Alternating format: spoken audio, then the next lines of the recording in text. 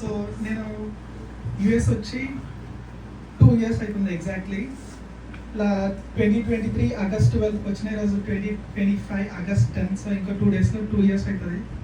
So ఈ 2 yearsలో దేవుడు నా పట్ల ఎన్నో he saved me a lot of times from many accidents and he did a lot of favors to me. And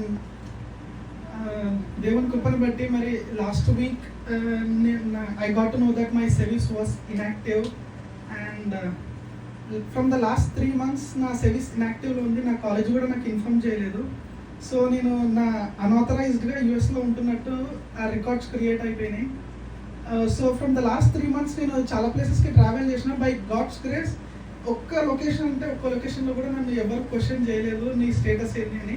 and last month కూడా నేను డిఎంవికి వెళ్ళి నా కార్ రిజిస్ట్రేషన్ రెన్యూవల్ చేయించుకోవడం కానీ ఇవన్నీ కానీ అక్కడ నా బ్యాక్గ్రౌండ్ చెక్ చేసి ఉంటే నేను ఆ రోజే ఇండియా వెళ్ళిపోవాల్సి వస్తుండే. బట్ దేవుని కృపను బట్టి ఆ రోజు నా బ్యాక్గ్రౌండ్ చెక్ ఏమంత స్ట్రిక్ట్గా కాలేదు. అండ్ లాస్ట్ వీకే తెలిసిన నా సర్వీస్ ఇన్యాక్టివ్లో ఉన్నట్టు from the last 3 months. So నేను ఇంటికి వచ్చేసి కాలేజ్ వాళ్ళు నాకు 2 options ఇచ్చారు. నీకు కర్టసీ కరెక్షన్గా మేము యూఎస్సిఎస్ వాళ్ళకి మెయిల్ చేస్తాము నీ తరపు నుంచి. స్టూడెంట్ మిస్టేక్ లేదు, కాలేజ్దే మిస్టేక్. సో 1 time రిక్వెస్ట్ చేస్తాము. అది 90% మీకు ఛాన్స్ లేదు. మా డిఎస్ఓ నుంచి మా ప్రొఫెసర్స్ మా కాలేజీలో ఉన్న స్టూడెంట్ అసిస్టెంట్స్ అందరూ ప్రతి ఒక్కరు నీకు అది రాదు, అది ఇంతవరకు ఎవరికి కాలేదు.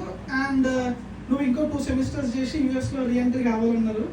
సో నేను దేవునికి ప్రేయర్ చేసుకుంటా ఆ రోజు ట్రైన్లో రిటర్న్లో కూడా ప్రేయర్ చేసుకుంటూ వచ్చాను. అండ్ ఆ రోజు ఈవినింగ్ ఇట్లా పాస్టర్ గారితో చెప్పాను, అన్న నాకు ఇట్లా ఇష్యూ ఉందన్నా, ఆప్షన్ 1 ఇది ఇచ్చారు, ఆప్షన్ 2 ఏంటంటే రీఎంట్రీ కావాలి, ఆప్షన్ 1కి అసలు ఛాన్స్ లేదంటున్నారు. అంటే ఏం కదా తమ్ముడు ప్రేయర్ చేద్దాం అన్నాడు. అట్లనే మా ఫ్యామిలీకి కూడా చెప్పాను సేమ్ ఇదే issue.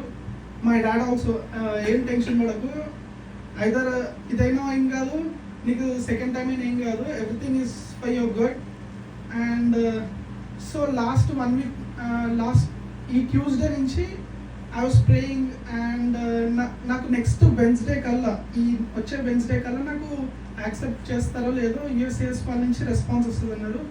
But this Friday I went to the college in the morning. And కాలేజ్కి వెళ్ళినప్పుడు నీకు ఆప్షన్ 1 చాయిస్ లేదు, ఇంకా నీకు ఆప్షన్ 2 ఒకటే ఉంది, అది యూఎస్ఏఎస్ వాళ్ళు యాక్సెప్ట్ చేస్తలేరు. సో నువ్వు ఇంకో 2 semesters తీసుకొని యూఎస్ రీఎంట్రీ కావాలని చెప్పారు. దిస్ ఫ్రైడే మార్నింగ్ ఈవినింగ్ 5కి క్లోజ్ కాలేజ్. నాకు 5 minutes 4:55కి కాలేజ్ నుంచి మెయిల్ వచ్చింది దట్ యువర్ సర్వీస్ యాజ్ రీయాక్సెప్టెడ్ అని. దేవుని నామకి ఎంతో వందనాలు. అండ్ మా ప్రొఫెసర్స్ మా డిఎస్ఎస్ కూడా అన్నారు అది నీకు ఇంపాసిబుల్, నీకు కాదు, నువ్వు నెక్స్ట్ సెమిస్టర్కి రిజిస్ట్రేషన్ చేసుకో అని అడ్మిషన్ బ్లాక్లో వెళ్ళి మాట్లాడమంటే నేను అన్నాను నేను మండే వచ్చి మాట్లాడతా అడ్మిషన్ గురించి అని చెప్పి నా సబ్జెక్ట్స్ ఏం డ్రాప్ చేసుకోలేదు కరెంట్లీ ఉన్న సెమిస్టర్లో. సో దేవుని కృపను బట్టి అది మళ్ళీ రీయాక్సెప్ట్ అయింది. సేమ్ ఇదే ఇష్యూ నాతో పాటు నా తెలిసిన ఇంకొక 3-4 వచ్చింది సేమ్ ఇదే ఇష్యూ. బట్ కాలేజ్లో వాళ్ళు ఎవరికి కర్టసీ కరెక్షన్ పెట్టలేదు, నా ఒక్కరికే కర్టసీ కరెక్షన్ పెట్టాడు. వాళ్ళ మనసులు మార్చడానికి దేవుడు ఎంతో కృపనిచ్చాడు కర్టసీ కరెక్షన్ పెట్టడానికి. అండ్ దేవుడు నామకి ఎంతో ముందున్నాడు. Thank you for everyone who prayed for me. Thank you.